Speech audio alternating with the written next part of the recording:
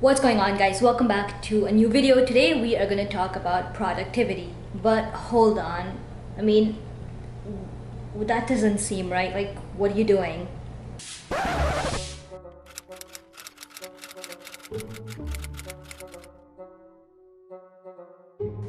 What? I'm studying. This is like my area. No, but that's my space. Jeez, some people. Have you ever been so engrossed in your work that you completely and totally forget your surroundings, what's happening beside you, and you're just so focused, right? That's called being in a state of flow. And in this state, you're working hard, you're enjoying yourself, and you're basically paying little to no attention to what's going on around you. You're just busy in what you're doing. Now, the interesting thing about the state of flow is that it's voluntary. It isn't something that isn't out of your control. You can very much be in a state of flow to increase your productivity and just excel at the task that you're doing in the first place. Now, since you can consciously achieve the state of flow, there are a couple ways in which you can trigger it and attain maximum productivity, and I'm going to tell you how you can do that. Now, when you're at home, there can be so many distractions and things can get a little boring sometimes, but studies show that when you're remotely learning or working from home, you tend to be more productive than on a regular job. And here's why. Basically, when you're at home, you're in your comfort zone, you don't have the stress of traveling, there aren't any distractions around you to take your focus off of your work, which kind of makes sense, you know? Now, whether you're at home, in a coffee shop, or wherever your work area is, it's always a good idea to have like a dedicated workplace. So every time you physically go into that workspace, your mind automatically transitions and understands that you need to go into a work mode and focus in that calm, quiet, and dedicated place. A couple places that you should try to avoid are things like trying to work on your bed or just having weird spots in your house like the kitchen and trying to just do work here and there. This kind of induces distractions and it doesn't let your mind focus on the task at hand. The next thing is being clean and organized.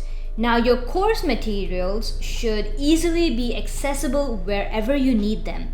If you prefer working with paper, you can invest in a physical filing system, but you also have the option of investing in an iPad. So if that's something that's in your budget, I would highly recommend it. The great thing about the iPad, you have the pencil, so you can highlight things easily, you can change pens and colors in between your taking notes, and you physically don't have to reach for another pen or highlighter to do this. You can copy and paste images from lecture slides and kind of continue that train of thought without getting distracted. And the really cool thing here is that when you go back to study your notes, it's easier to remember them because that's how you documented them in the first place. A pro tip here would be to keep things clean and organized. I would recommend to store your computer files in folders and use descriptive names to facilitate identification. The next point is staying healthy and charged. Now, if you were in school or if you were at work, you'd have that time in between classes, even if it was just a couple of minutes where you could talk to your friends, share some gossip, and basically just have a laugh. Now, those couple of minutes refresh your mind and take your mind off of that stressful task that you were doing in the first place.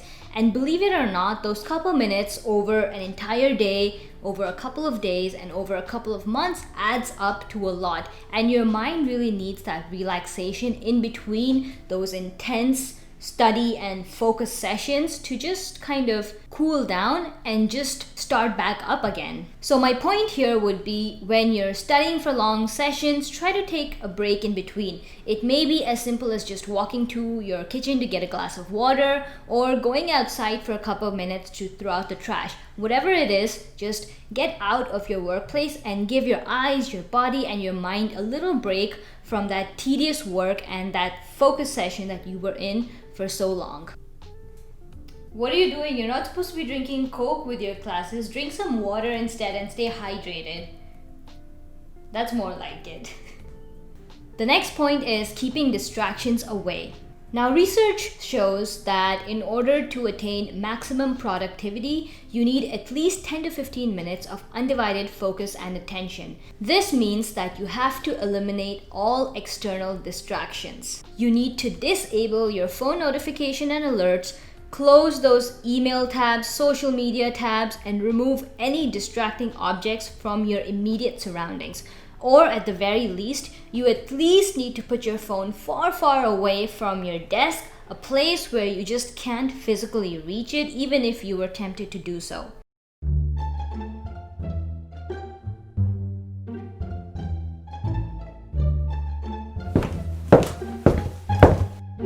Now, once you have these distractions taken away, it'll be easier for you to focus and be more productive. In fact, research has shown that every time you get distracted, it takes your body 25 minutes to come back into that state of focus and productivity. This is called attention residue, and it basically means that you still have some attention to the distraction.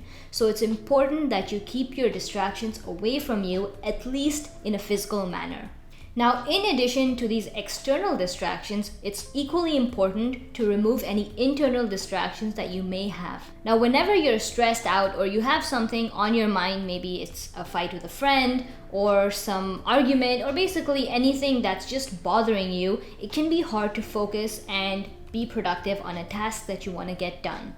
One way that helps to reduce internal distraction is meditation. So basically, at least once a day for a couple minutes, if you could meditate, this would help you control your thoughts, help your mind from wandering when you're really trying to focus, and help you be more productive even if you have stuff going on. The next point is staying organized online. Now, the simplest way to do this is to make sure that anything that you really need on a daily basis, you have easy access to. You're not clicking a bunch and you don't have to go through tabs and, stress your mind a lot to reach to that point.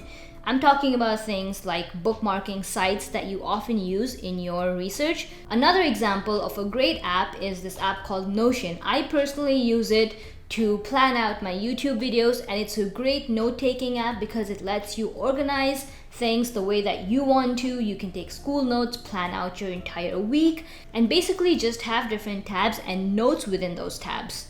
So basically, in order to attain maximum productivity, you need self-discipline and just constant motivation. Frankly, if I can help her out, this shouldn't be a problem for you. So if you found this video useful, don't forget to give it a like and share it around with your family and friends. If you're interested in knowing more about how you can save money on applying to college, click right over here. And if you guys want to know more about how you can create an SOP that can get you into your dream university, click right over here.